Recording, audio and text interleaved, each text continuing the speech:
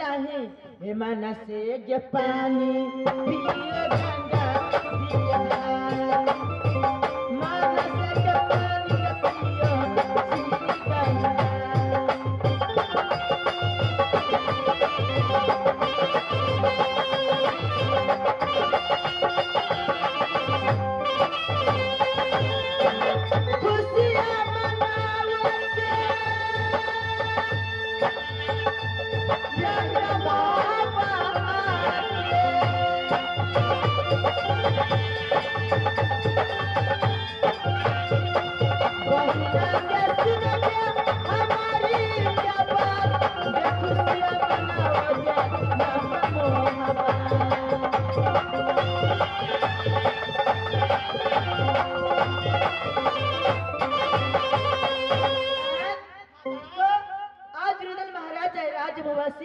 सब बहन जी भर से पानी पिलवा है।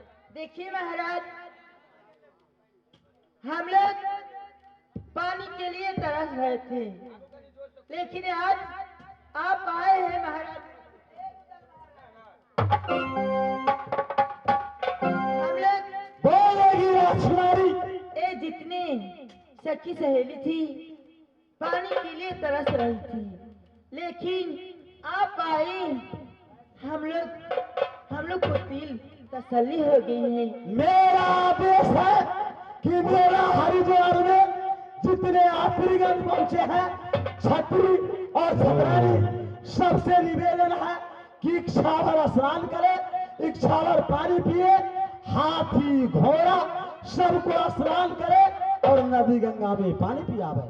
क्यों नहीं महाराज, देखिए महाराज, मैं जितनी सखी है सब पानी के लिए तरस रही थी, लेकिन आज जी भर के पानी पी हुई महाराज। जाओ, मेरा आदेश है नदी गंगा में डुबकी लगाओ, झिझरी खेलो, स्नान करो, उधर का आदेश।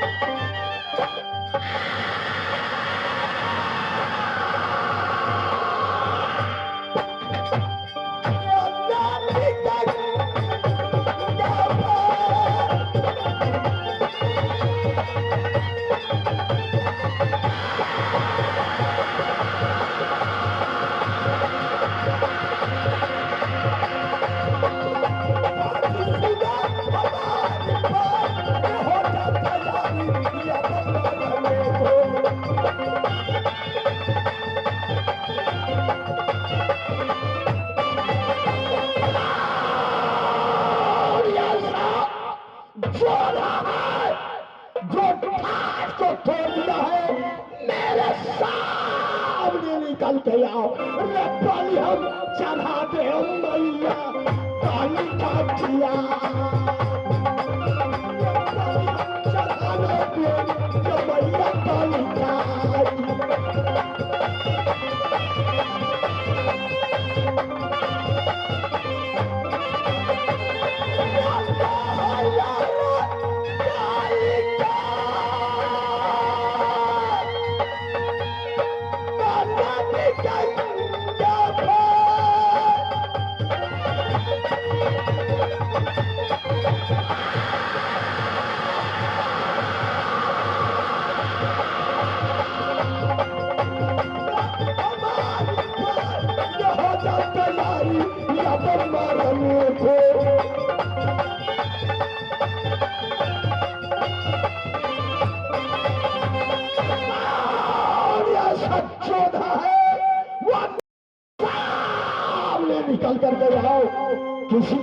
किसी का बड़ा तुमने तोड़ने वाला हराम कौन ऐसा जोड़ा है?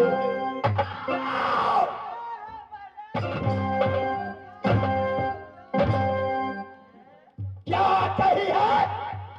रुदल महाराज की जय हो। रुदल महाराज की क्या चालो हम ठीक चले?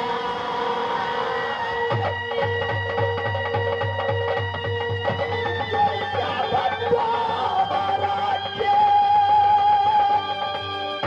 नाम लोग सुने हैं हमारी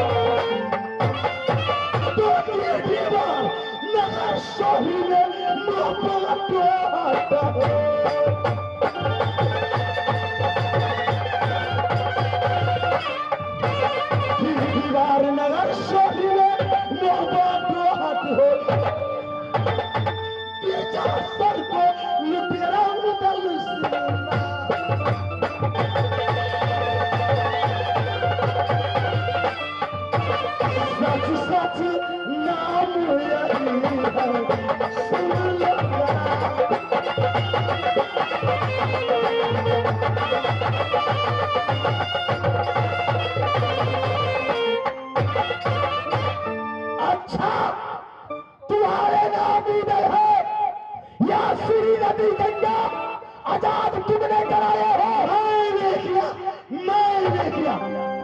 उदल मैं ठेका लिया हूं 7 लाख में। ठेका लिया, उदल को निमंत्रण दिया, ठेका मैं लेता, यात्रीगंज को फिर मैं करती।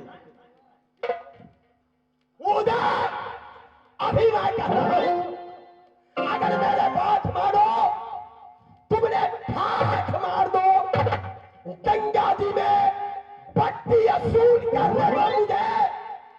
अगर तुम्हारे अच्छा खरीद होता, चौड़ा उधर सर कटाना सीखा, सर झुकाना नहीं सीखा। रहो जाओ तैयारियां।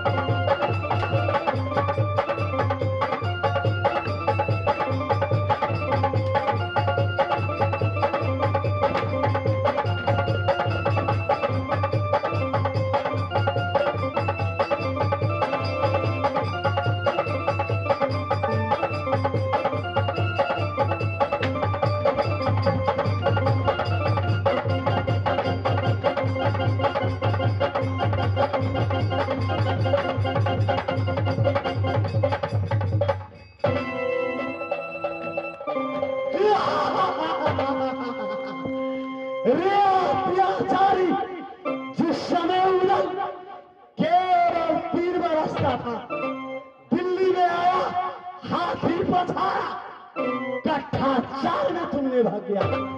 उदल का जवानी अभी भरपूर है। बच गया, जाएगा कहाँ, जाएगा कहाँ? या रहा हूँ, या रहा हूँ, या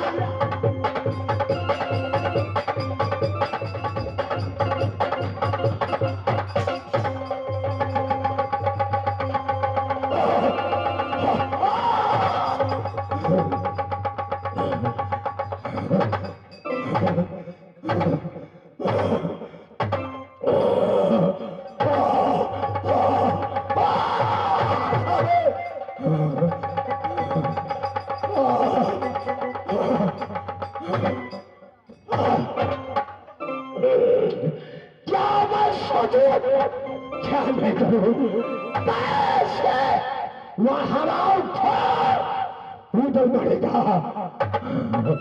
सोच लिया हूं मैं, सोच लिया हूं।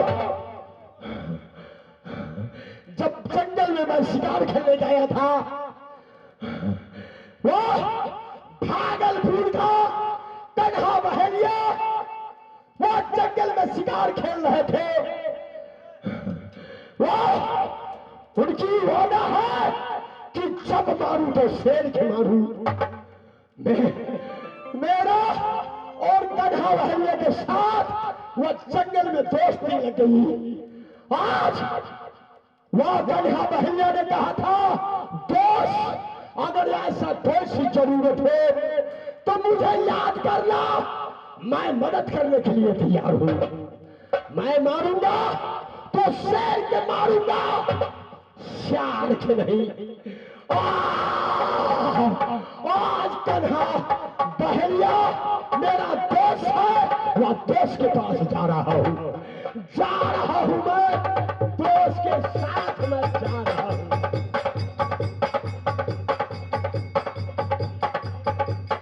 कन्हा बहेलिया रे भागलपुर के ये कैरैया का पर करत निशान रे करत निशानार मैं शेर पर रे बहेलिया ये घूमता भैया जंगल जंगल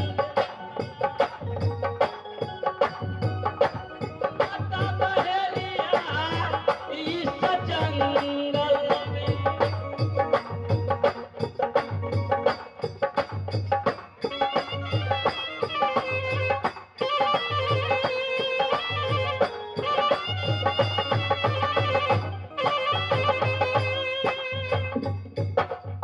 मेरा ये वादा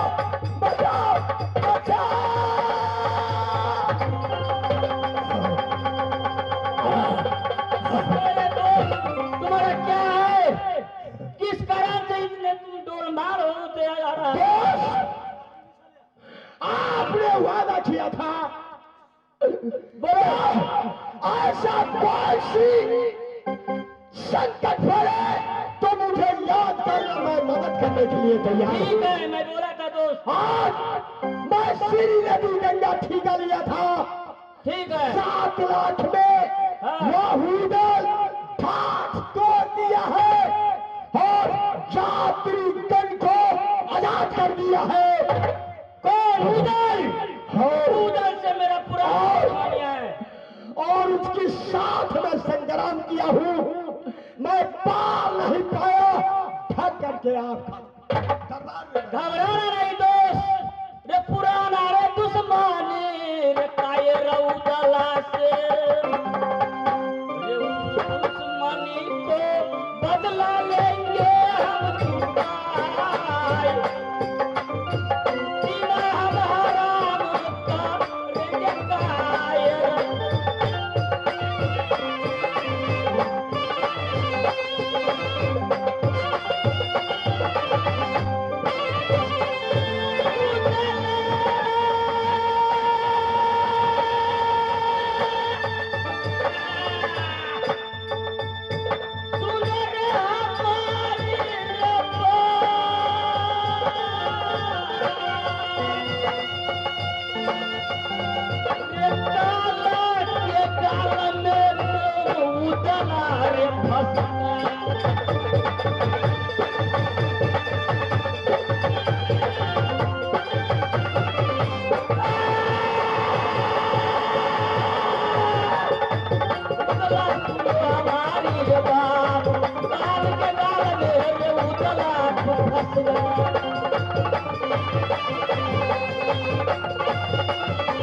मेरे दोस्त बोलो दोस्त। वाहुदल श्री नदी गंगा पर है।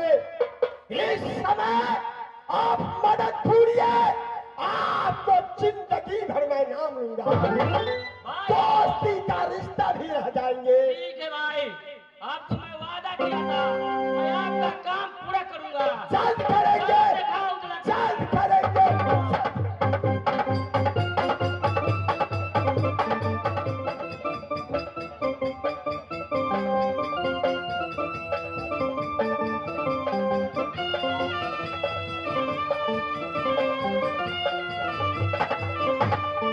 भैया देवा मेरा हरिद्वार में विजय प्राप्त किए, साथ साथ घोड़ा सिंदला चलो ये सहोदरा मेला धूम धूम देखो यार। ये चलो ये सहोदरा मेला हरिद्वार।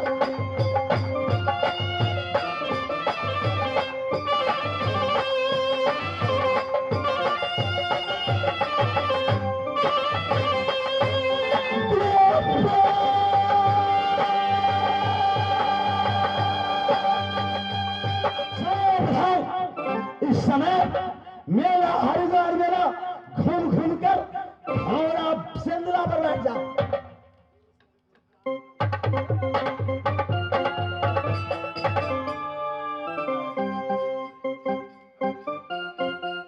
कौन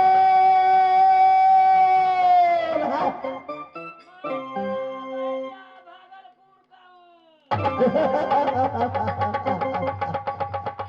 रे भागलिया, जंगल में मैंने तुम्हें कब्जा तोड़ दिया, साथ साथ एक पैर को तोड़ा और निशाना बंदूक को मारा तो तुमको आंख उड़ा दिया।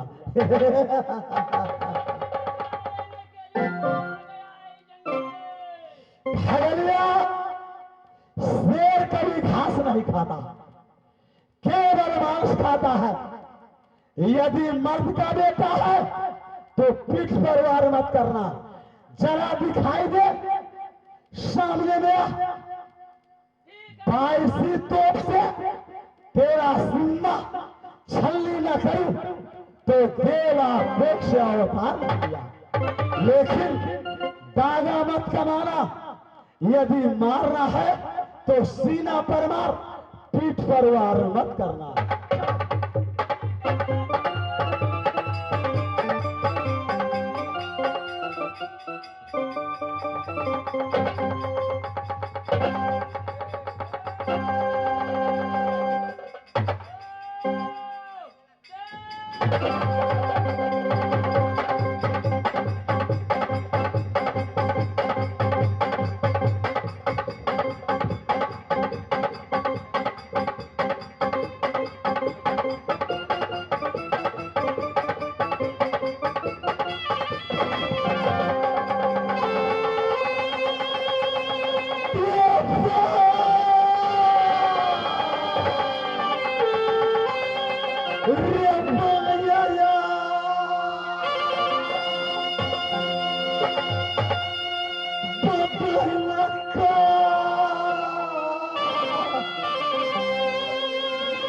Jamara golita